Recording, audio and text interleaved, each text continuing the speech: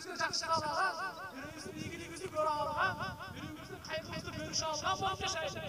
Birbirimize қандай қайғы жетпесін, аға сүйіспейді туғанда, birbirimize қандай жақсылық жетсе, içi тартып тұрмайды туғанда. Hurmatlı Müslüman kızlarım, elimizde birbirimize dualarını da unutmayın. Elimizde bardağın жақсылыққа шақырайды, бардығын жамандықтан қайтарайды. Күшіміздің жетішінше Алла дініне қызмет қылайық. Күшіміздің ертеңгі ажар келетінін.